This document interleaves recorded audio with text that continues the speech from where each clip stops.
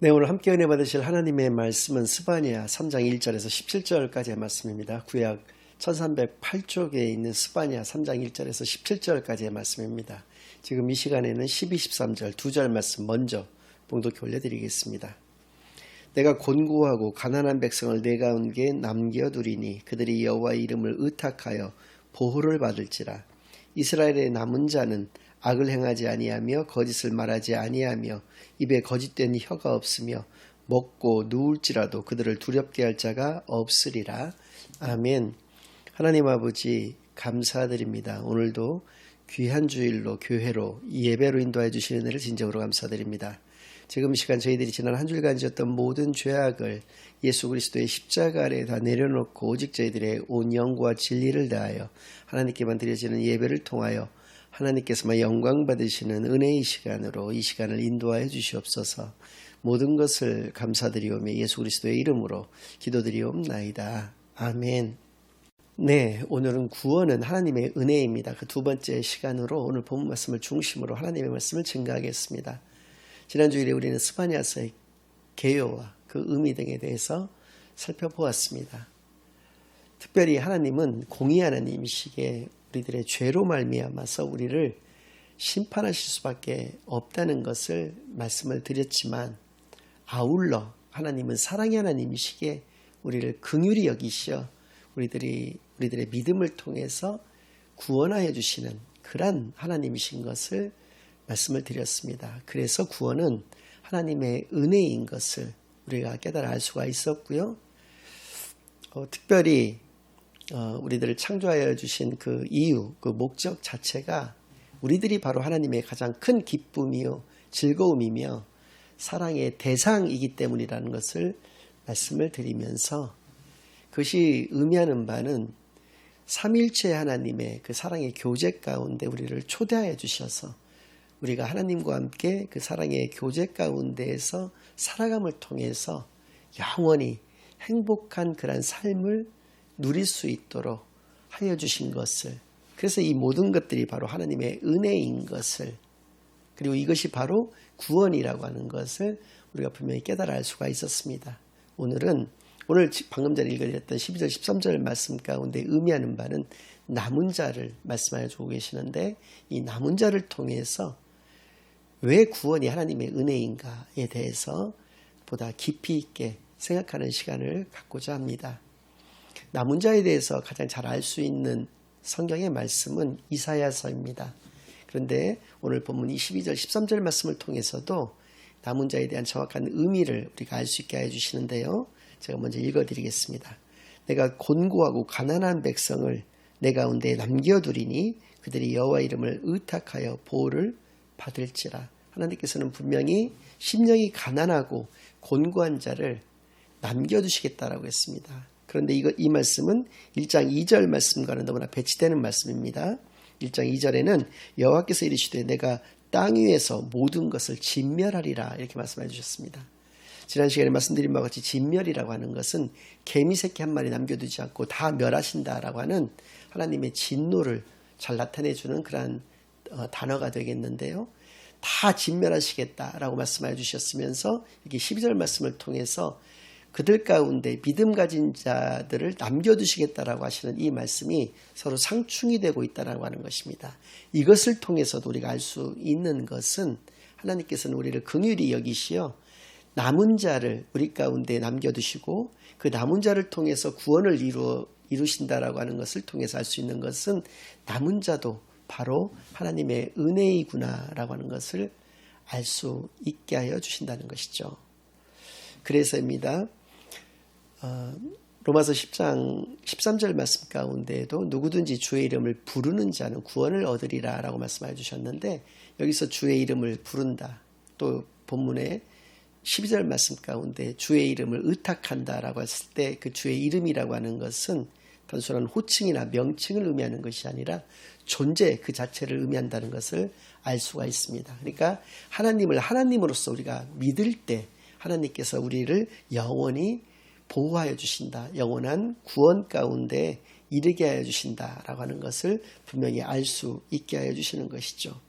그러한 또 13절 말씀을 통해서 그런 남은 자들, 믿음을 소유한 남은 자들의 특징적인 모습에 대해서도 말씀해 주시는데, 이스라엘의 남은 자는 악을 행하지 아니하며 거짓을 말하지 아니하며 입에 거짓된 혀가 없으며 먹고 누울지라도 그들을 두렵게 할 자가 없으리라 라고 분명하게 말씀해 주신 것입니다. 이러한 남은 자의 이 본문은 두 가지 특징적인 모습이 있다라고 하는 것을 분명히 말씀하여 주셨는데, 첫 번째는 9절 말씀 가운데 나오고 있습니다. 제가 읽어드리겠습니다. 그때 내가 여러 백성의 입술을 깨끗하게 하여 그들이 다 여호와의 이름을 부르며 한 가지로 나를 섬기게 하리니. 남은 자의 첫 번째 특징은 마음속에 하나님이 있는 자, 하나님을 믿는 자, 그것이 바로 남은 자가 된다는 것입니다. 이 말씀을 다른 표현으로 얘기한다면 내 마음 가운데 하나님의 법이, 하나님의 말씀이 있는 자가 남은 자가 된다는 것을 의미하죠. 그리고 로마서 10장 13절에서 누구진지라고 하는 이 표현을 통해서 우리가 알 수 있는 것은, 그것은 반드시 그 남은 자라고 하는 것은 사회적인 지위라든지 재산의 유무라든지 이런 것들로 인해서 결정이 되는 것이 아니다라고 하는 것이죠. 요즘 유행하는 말로 시대정신을 가지고 있어서라든지 기득권이라든지 지배계층이라고 그래서 하나님께서 그들을 남겨두시는 것은 아니다라고 하는 것이죠. 기준은 딱 하나밖에 없다. 그것은 주의 이름을 부르는 자다. 주의 이름을 의탁하는 자다.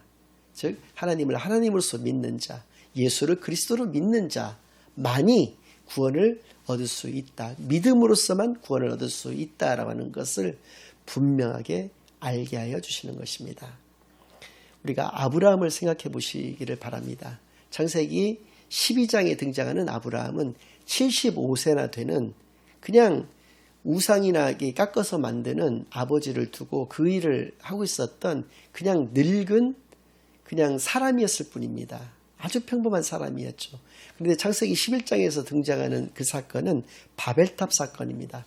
바벨성을 지어서 바벨탑을 쌓았던 사람들, 그것은 니무롯이라고 하는 고대의 용사를 중심으로 한 그러한 지배 세력들이었습니다.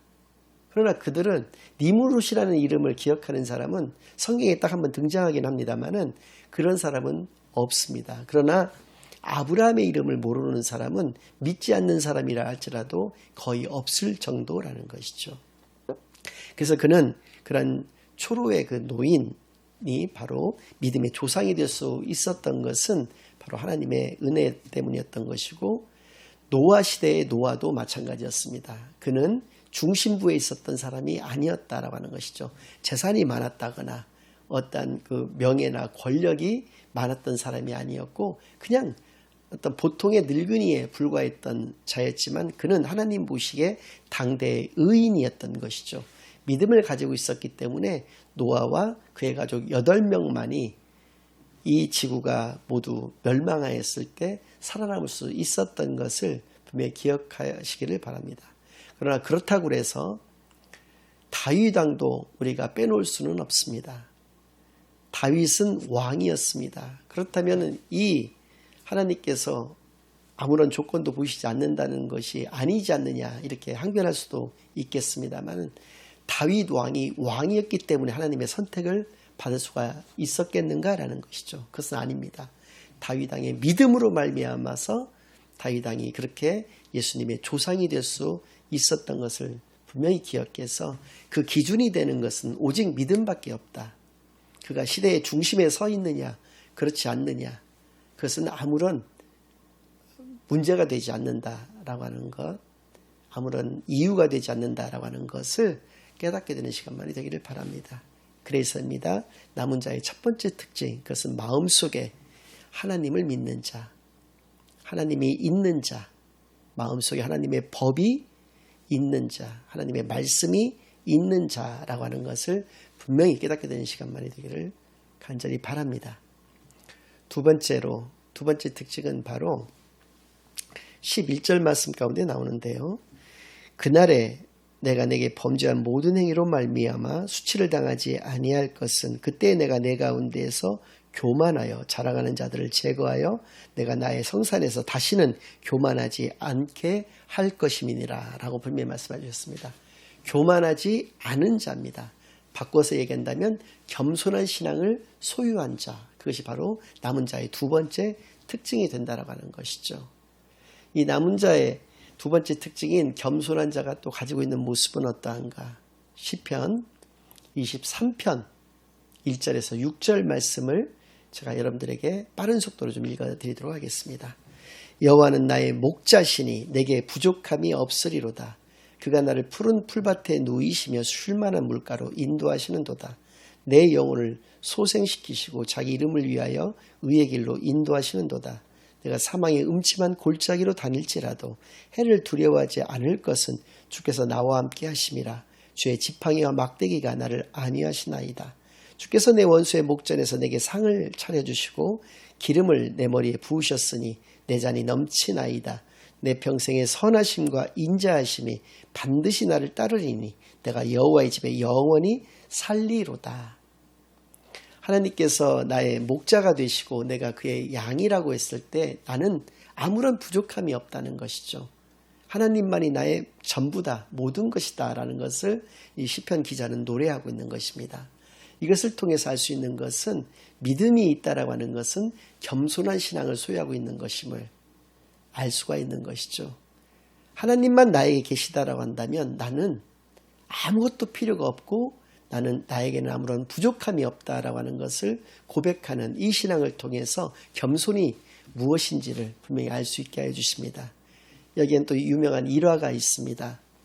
어느 부흥사 목사님이 그 초빙을 했던 그 교회에 간사를 맡았던 어떤 청년에게 전화를 받았습니다. 그래서 이번에 오셔서 부흥회 하시는 그 설교의 본문과 설교의 제목이 무엇인지를 말씀해 달라고 이렇게 물었을 때 설교의 그 본문은 시편 23편 1절에서 6절까지의 말씀이다. 또 설교의 제목은 여호와는 나의 목자시니 라고 이렇게 불러주었던 것입니다. 그랬더니 그 청년이 묻기를 더 없습니까? 왜냐하면 이 청년이 생각할 때는 여호와는 나의 목자시니라고 완성형으로 끝나는 것이 아니기 때문에 제목이 그 뒤에 뭐가 더 붙어 있을 줄 알고 이렇게 물었던 것이죠. 그랬더니 목사님께서 뭐가 더 필요한가? 이렇게 되물으신 거죠. 그랬을 때 알겠다라고 하고 이제 전화를 끊었는데 목사님이 이제 그 교회를 가셨을 때 주보를 보시니까 거기에는 이렇게 박혀 있었습니다. 설교의 본문이 시편 23편 1절에서 6절까지의 말씀. 설교의 제목은 여호와는 나의 목자시니 뭐가 더 필요한가? 이렇게 설교 제목이 있었다라고 하는 것이죠. 그 목사님의 설교 제목의 의도와는 맞지 않았지만 거기서 오히려 더 은혜로워서 그 설교의 제목이 그 부흥회의 주된 주제가 되었다라고 하는 얘기가 있습니다.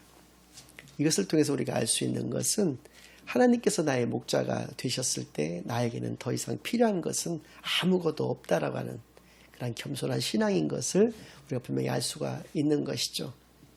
이러한 모습들을 통해서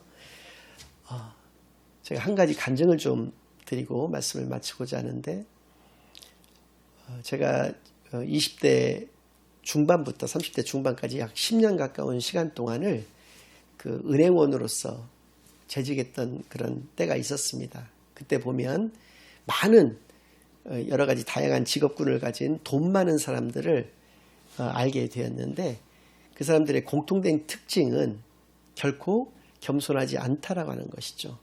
그러니까 처음부터 그러진 않았었을 것입니다. 자수성가를 했던 부모로부터 많은 재산을 물려받아서 돈이 많게 되었든지 간에 돈이 많아진 이후로 그는 점점 더 스스로도 잘 모르는 인지하지 못하는 사이에 점점 교만해져 가는 것 같습니다. 그래서 공통된 특징은 그들은 교만하다는 것이었고요. 아무리 겸손을 가장을 하고 있다고 하더라도 그 본질은 굉장히 교만했다라고 하는 것이죠. 그러나 믿음 가진 자의 그런 그 특징은 바로 그는 겸손한 신앙을 소유했다라고 하는 것을 통해서 또 그들의 그 겸손한 사람의 그 특징적인 모습이 아까 읽어드렸던 13절 가운데 잘 나타나 있는데 이스라엘의 남은 자는 악을 행하지 아니하며 거짓을 말하지 아니하며 입에 거짓된 혀가 없으며 먹고 누울지라도 그들을 두렵게 할 자가 없으리라. 먹고 누워있다라고 하는 것은 편안하다는 얘기거든요. 편안한 상황 가운데서 그러니까 겸손한 신앙을 가진 사람들이 세 가지가 없다는 것입니다. 첫째는 악이 없다는 것이고 두 번째는 거짓이 없다는 것입니다. 또 세 번째는 두려움이 없는 사람들이라는 것이죠.